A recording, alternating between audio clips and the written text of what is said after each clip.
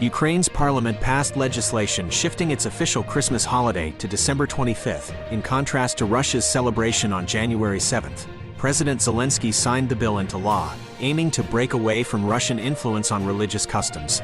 The move follows the deepening divide between the countries since Russia's actions in Crimea and eastern Ukraine. The decision garnered public support, reflecting Ukraine's desire to align more closely with European practices. The law also changes the dates of other Ukrainian holidays to separate religious and national festivities.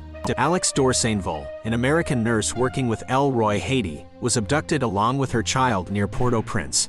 The Christian humanitarian aid organization confirmed the incident and mentioned her dedication to serving the Haitian community. U.S. authorities are collaborating with Haitian officials to address the situation and ensure the safety of American citizens overseas. In an escalation of the 17-month-long war, Ukrainian forces launched drone attacks on Moscow, targeting commercial buildings and the Kremlin compound. The strikes, intercepted by Russian air defenses, caused no injuries, but challenged the perception of safety in the capital. Meanwhile, Russia continues its nightly attacks on Ukraine, including civilian targets. President Zelensky vows retaliation, indicating a further expansion of Ukraine's campaign using newly acquired weaponry. The conflict's toll prompts criticism of President Putin's handling of the war. Italy's decision to join China's Belt and Road Initiative, BRI, 4 years ago, was labeled improvised and atrocious by Defense Minister Guido Crosetto. The BRI, aimed at boosting infrastructure and trade, favored Chinese exports to Italy but failed to reciprocally benefit Italian exports to China. The current Italian administration is exploring ways to disentangle from the BRI while maintaining positive relations with China. Prime Minister Giorgia Meloni is set to make a decision on the matter by December. French Finance Minister Bruno Le Maire emphasized that France aims for improved and balanced access to the Chinese market, rather than decoupling from it. After productive trade talks with Vice Premier He Lifeng, the focus remains on avoiding legislative barriers and ensuring a secure supply chain amid global uncertainties. France welcomes Chinese investments in the automotive industry while working with Europe on targeted EV subsidies for increased competitiveness. A potential normalization deal between Saudi Arabia and Israel necessitates significant concessions to the Palestinians, which may not be approved by Prime Minister Benjamin Netanyahu's hardline coalition. Riyadh's demands include tangible actions on the ground, causing concerns among far-right elements in the government.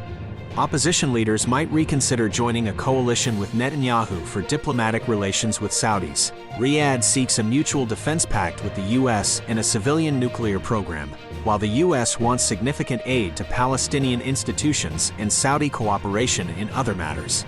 A federal judge in the U.S. has issued a preliminary injunction against an Arkansas law that would have allowed criminal charges against librarians and booksellers for providing obscene materials to minors. The law also aimed to create a process for relocating challenged library materials. The judge's ruling was praised by the ACLU and others defending First Amendment rights, while the state's attorney general plans to review and continue defending the law. The lawsuit is part of a larger trend in conservative states attempting to restrict access to books. Powerful storms hit the Washington, D.C. area, bringing wind gusts of over 80 miles per hour, downing trees, and causing widespread power outages. The damage was significant, with uprooted trees and snapped limbs seen throughout neighborhoods. Authorities suspect a downburst caused the destructive winds. Over 250,000 outages were reported, affecting dozens of embassies and leading to at least 2 injuries when an SUV was crushed by a falling tree. First responders worked to address emergencies caused by the storm. Former President Donald Trump spoke at Iowa's Lincoln Dinner amid an ironic song choice mentioning prison and presidency.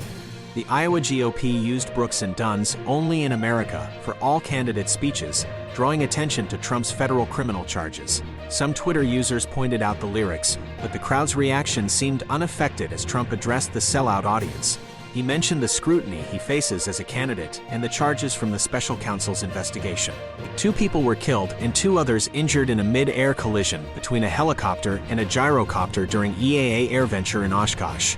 The injured are in stable condition. The NTSB is investigating the incident involving a Rotorway 162F aircraft and an ELA Eclipse 10 gyrocopter. Both aircraft crashed to the ground, and emergency responders, including the Oshkosh Fire Department and USAF firefighters, swiftly attended the scene. Another separate plane crash in Lake Winnebago resulted in 2 fatalities. Former President Donald Trump held a rally in Erie, Pennsylvania, attacking the criminal indictments against him, criticizing President Biden, and repeating election fraud claims. He promised to save the economy, eradicate the deep state, and prevent World War III.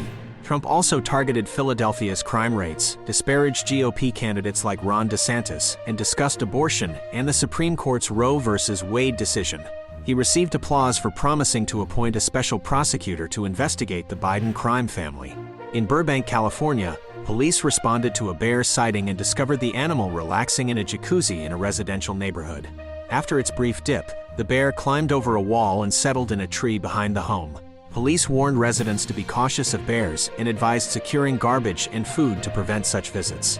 Frisco Police Department admitted an error when officers held an Arkansas family at gunpoint during a traffic stop of their black Dodge Charger.